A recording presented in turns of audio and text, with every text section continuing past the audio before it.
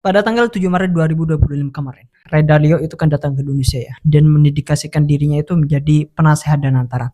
Tapi setelah beberapa hari setelah itu ada berita dari media internasional yang menyebutkan bahwasanya Ray Dalio itu tolak menjadi penasehat dan antara Indonesia. Akhirnya heboh dong masyarakat ini. Wah, Indonesia gini gitu, mungkin Ray Dalio gak suka ini karena Indonesia banyak korupsi dan segala macam. Tapi ternyata setelah beberapa hari dari situ, Ray Dalio itu langsung mengklarifikasikan bahwasanya enggak, beliau itu tetap menjadi penasehat dan antara. Beliau itu setia dan mendukung dan antara di Indonesia ini.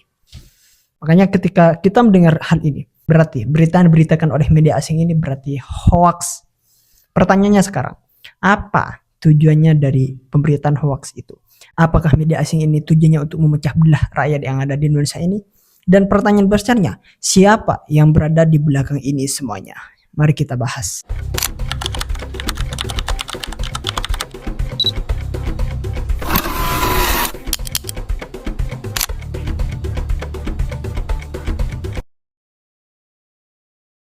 Pertama, coba kita pikir bareng-bareng. Kenapa tiba-tiba media asing ini kayak Bloomberg? Ini saya sebutkan medianya lah. Kayaknya gak apa-apa sih. Gak apa ya. Media Bloomberg kemarin. Yang sangat getol banget. Nulis soal Indonesia. Khususnya soal dana kekayaan negara atau sovereign wealth fund yang baru aja dibentuk. Yaitu Danantara. Padahal biasanya media besar kayak itu mereka cuma fokus sama negara-negara besar. Atau krisis ekonomi yang sensasional. Tapi sekarang, begitu Ray Dalio, seorang miliarder, pendiri Breakwater Associates, ini diumumkan jadi penasehat dan antara. Mereka langsung muncul berita bahwa Dalio gak jadi gabung. Aneh gak sih? Seolah-olah ini ada yang panik. Seolah-olah mereka tuh gak mau lihat Indonesia itu bangkit. Jadi sangat masuk akal kalau kita mulai curiga dengan adanya ini. Jangan-jangan ini bukan sekedar berita biasa, tapi bagian dari strategi narasi global untuk membuat Indonesia terlihat gak stabil atau bahkan pecah dari dalam. Karena ya, memecah belah negara itu sekarang itu gak perlu lagi kirim pasukan militer. Cukup mainkan persepsi publik dan ekonomi bisa rontok dari dalam. Dan media asing sering jadi senjatanya sekarang.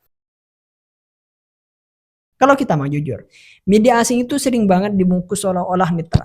Padahal gak jarang mereka tuh bawa agenda tertentu. Baik Bloomberg, Wall Street Journal, The Economist, dan sejenisnya. Ini bukan sekedar media informasi. Mereka juga bagian dari ekosistem politik dan keuangan global.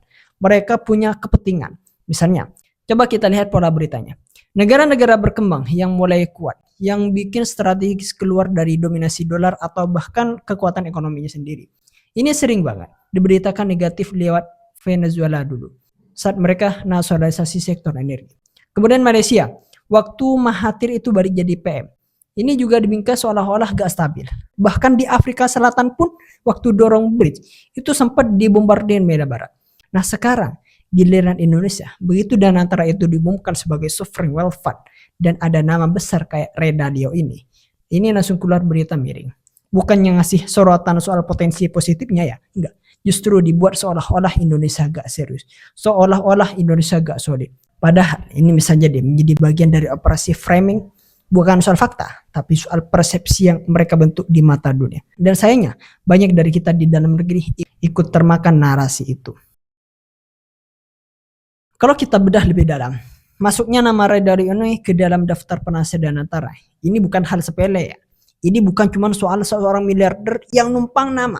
Enggak, Ray Dalio adalah simbol dari elit keuangan global. Dia bukan orang sembarangan. Ketika orang sekelas dia mendukung inisiatif investasi Indonesia, itu artinya ada pengakuan besar terhadap arah kebijakan ekonomi kita.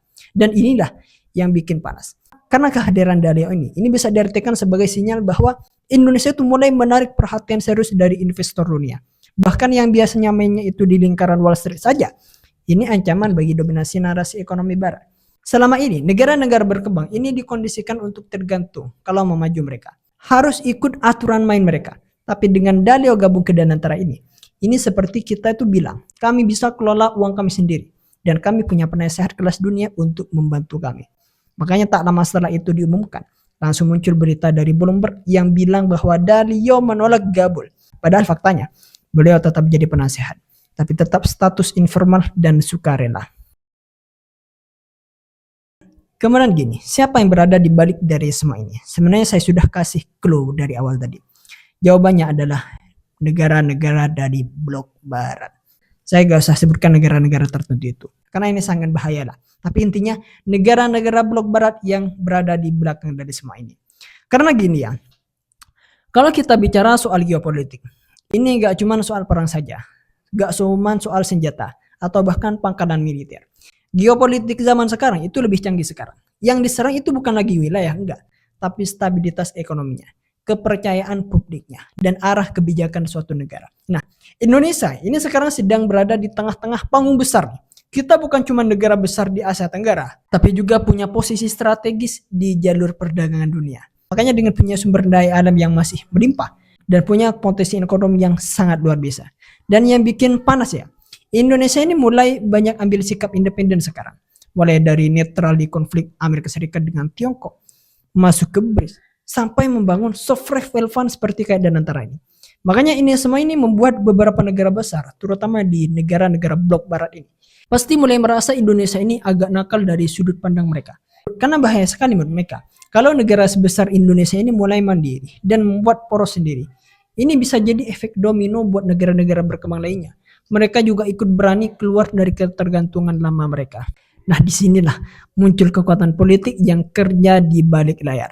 Mereka gak perlu ngirim tank ke Jakarta, mereka cukup mainin media, tekanan diplomatik, atau sinyal ke pasar internasional. Misalnya, dengan menyebar narasi bahwa proyek ekonomi Indonesia ini tidak solid, tidak transparan, atau bahkan tidak dipercaya oleh investor besar seperti Ray Dalio ini. Tujuannya, ya bukan cuma bikin malu, tapi mau membunuh kepercayaan publik dan investor sebelum proyek itu berkembang. Karena mereka tahu sebenarnya, kalau Indonesia itu gagal bangun Danantara atau gagal bangun kepercayaan, maka Indonesia ini akan balik lagi ke status lama, jadi pasar, bukan pemain. Nah itu kenapa framing media sosial Ray Dalio ini menolak jadi penasehat. Bisa jadi bagian dari strategi besar, strategi yang tujuannya bukan menjatuhkan satu orang, tapi menggagalkan kebangkitan ekonomi Indonesia secara keseluruhan. Pesan saya gini kepada masyarakat Indonesia, kita hidup di zaman yang serba cepat sekarang. Berita bisa nyampe ke HP kita dalam hitungan detik, tapi justru ingat, di situ bahayanya. Bukan semua yang cepat itu benar ya, enggak. Makanya banyak dari kita itu baca judul doang, langsung percaya, scroll medsos, nemu berita, langsung sebar. Padahal belum tentu valid. Kadang berita itu udah dipelintir, dibumbui, atau bahkan sengaja disusun untuk menggiring opini publik ke arah tertentu. Ambil contoh soal Ray Dalio dan Danantara ini. Ada media asing besar yang bikin framing seolah-olah Dalio ini mundur karena gak percaya sama Indonesia. Padahal kenyataannya, kan enggak kan? Dalio sendiri sudah klarifikasi sekarang. Dia tetap jadi penasihat. Cuman dalam kapasitas informal saja. Tapi mau tidak mau, framing ini sudah terlanjur menyebar sekarang, bikin kegaduhan dan merusak kepercayaan publik. Nah ini menjadi pelajaran penting bagi kita. Kalau kita terlalu mudah percaya, kita bisa jadi korban perang informasi. Kita bisa dimanfaatkan untuk menyerang negara kita sendiri tanpa sadar. Jadi pesan saya, jangan telan mentah-mentah sama berita. Kita harus belajar jadi masyarakat yang kritis, yang mau cari tahu, yang gak gampang dikiring oleh headline. Jadi jangan biarkan media, apalagi yang punya agenda geopolitik ini mengatur cara kita berpikir. Ingat, kita ini bukan hak untuk tahu kebenaran, tapi juga punya tanggung jawab untuk memilah. Karena kalau bukan kita yang jaga kewarasan publik, siapa lagi? Makanya saya ngidupin kamera, ya tujuannya untuk gini, mau memerangi berita-berita hoax yang terjadi. Jadi setiap video saya ini semua saya itu merupakan berita yang lurus. Jadi jika misalkan ada berita yang beda sama video saya dapat pastikan berita itu hoax. Atau misalkan gak hoax, mungkin cuman didesain kayak dibumbui segala macam. Tapi intinya sama. Makanya bagi kalian, cerdas-cerdaslah milih berita. Saya pun, meskipun misalkan saya ngasih berita gini, misalkan saya ngasih opini gini. Kalau kalian masih ragu dengan opini yang saya ucapkan, jangan percaya. Cari tahu dulu, apakah opini saya ini benar. Apakah berita yang saya bawa ini benar atau enggak. Jadi kalian cari dulu. Bukan berarti saya ketika menjelaskan saya benar, enggak. Saya enggak ngecap saya itu benar. Tapi saya dapat ngecap berita yang saya ucapkan, opini yang saya ucapkan, saya bisa pertanggungjawabkan. Jadi itu mungkin yang bisa saya sampaikan sekarang. Bagaimana menurut kalian? Tulis pendapat kalian di kolom komentar. Sampai jumpa, eksklusif.